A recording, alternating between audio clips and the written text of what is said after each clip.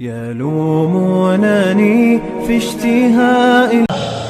Kita bersolawat sampai teler kita di sini, sampai mabuk kita bersolawat di sini, sampai pingsan kita bersolawat. Tapi kalau 4 karakter dalam diri Rasulullah tidak ada dalam pengabdian, akhlak, moralitas, jangan lu cepat-cepat mengaku sebagai cinta kepada Nabi. Kalau cuma mulut semua boleh kok.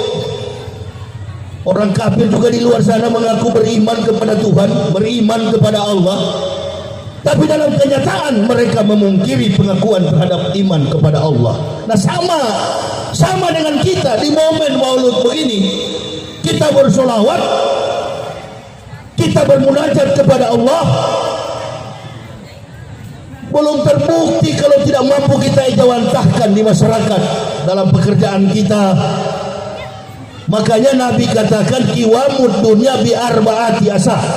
Tertibnya dunia ini bergantung kepada 4 orang. Yang pertama bi ilmi ulama'i, ilmu para ulama. Untuk memperbaiki akhlak moral umat Nabi ini kan dibutuhkan ilmu para ulama. Ulama yang bagaimana?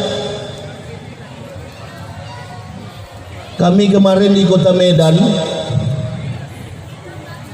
ada satu kampung yang di Kabupaten Karo tidak ada masjid sama sekali.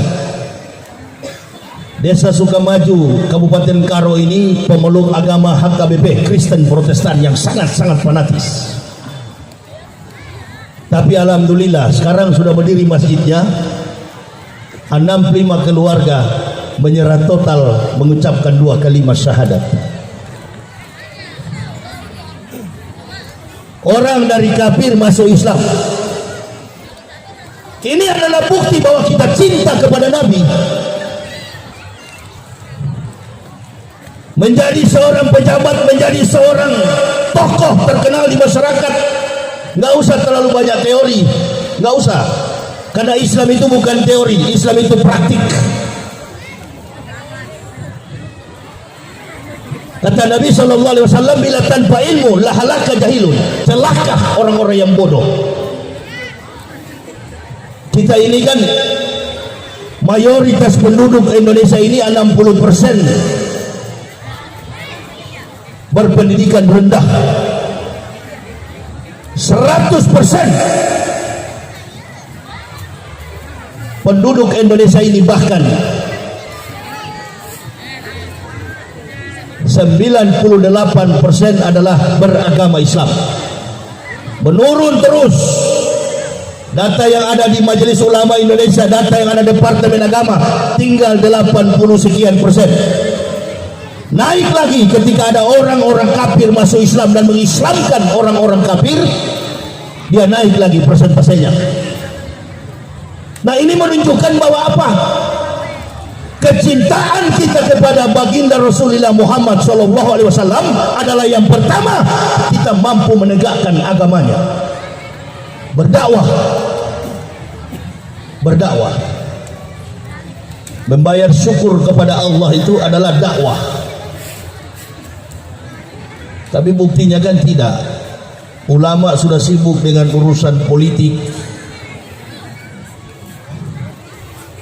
jadi ritual semata kita. Bahkan umat telah ditinggalkan. Kami berdakwah begini bukan berarti mengatakan ilmu para ulama lalu kami menuduh sebagai ulama, bukan. Apalagi saya ini orang yang anti bergabung dengan organisasi Islam manapun. Saya nggak ada di NU, saya nggak ada di Muhammadiyah, saya nggak ada, Al-Wasliyah nggak, Ahmadiyah tidak, FPI tidak, Ansor tidak, Banser apalagi. Kami berdakwah ini membawa bendera Islam, tidak membawa bendera macam-macam. Karena kami tahu Islam itu nggak ada lantas ketika orang NU meninggal surganya agak ke kanan lebih tinggi karena pakai kunut. Orang Muhammadiyah surganya agak di bawah karena sholat subuhnya tidak pakai kunut. Yang kunut tidak kunut yang namanya orang Islam, bahkan yang tidak sholat sekalipun, asalkan KTP-nya Islam, insya Allah masuk surga semuanya. Amin ya Rabbal. Ini kan kita ribut. Berdakwah kalau tidak mengutak sendiri nggak, bukan dakwah, nggak kebagian tempat. Cari kelemahan saudara Muslim. Satu si A memusuhi si B, si B memusuhi si C. Nah ini yang terjadi sekarang. Iran sudah berhadapan dengan Amerika. Tidak ada lagi batasan antara Sunni dan Syiah. Semua sudah jadi satu. Karena Islam sudah diganggu. Tapi nanti kalau sudah mulai aman, mulai ribut lagi. Ukuran jenggot, kaki celana, ribut lagi. Semua mengaku beriman kepada Nabi. Ini kalau di zaman Rasulullah masih hidup, dia ketawa model begini. Beliau cuma ketawa lihat model keislaman kita begini. Membangun kelompok, membangun masjid beda-beda. Ada yang masjid NU, ada masjid Muhammadiyah, ada juga kelompok baru yang suka membidah-bidahkan sesama Muslim. Nah, ini yang paling bahaya. Makanya kita kemarin berjuang. Tadi saya duduk di sini masih ada juga cerita tentang Prabowo, masih ada cerita tentang Jokowi, masih ada cerita itu antara cebong dan kampret. Sudah selesai, sudah selesai. Yang ada sekarang ini adalah bagaimana kita membangun persatuan, dan Pak Jokowi tinggal memetik hasilnya sekarang. Cina sudah masuk ke laut mencuri ikan, hanya persoalan ikan, ribut sekarang dengan Cina. Nah ini yang kita pikirkan, generasi kita berakhlakul karimah, generasi yang rabbani, anak-anak muda yang berpendidikan, mempunyai akhlak dan moral yang mulia. Jadi dibuktikan bahwa kita cinta kepada Nabi kita Muhammad SAW, berbuat sebaik-baiknya bagi agama ini, tegakkan agama ini. Yang kafir kita panggil beriman, yang Muslim kita ajak bertakwa kepada Allah. Selesai. Karena memang upaya kristenisasi itu tidak akan berhenti. Orang-orang kafir memurtadkan umat Islam itu nggak akan berhenti, nggak akan berhenti. Kita ribut, kita diadu domba antara pilihan Prabowo, antara pilihan Jokowi. Itu adalah permainan kafir. Hancurkan, kalahkan Islam pakai orang-orang Islam. Kita yang tidak tahu diri, ada kelompok Muslim, ada kafir, ada lagi yang baru, kelompok munafik. Nah,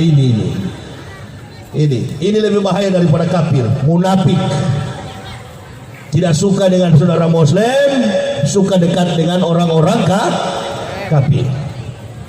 Tadi ada cerita tentang LGBT mengenai orang Indonesia ini.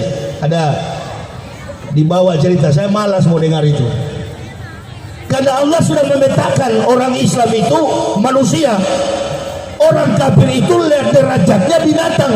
Jadi nggak kaget kalau dosa fahisya begini, nggak kaget saya. Makanya saya tidak tanggapi.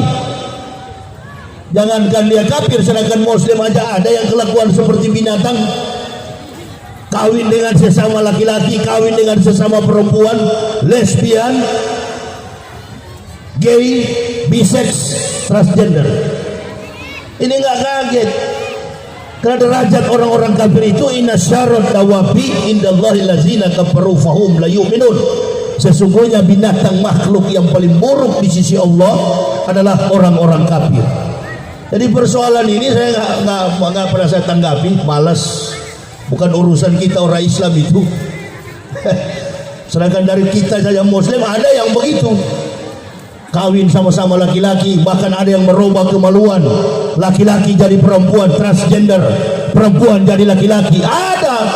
Ada sampai jungkir balik kita ibadah, sampai jungkir balik kita sholat, tetap masuk neraka.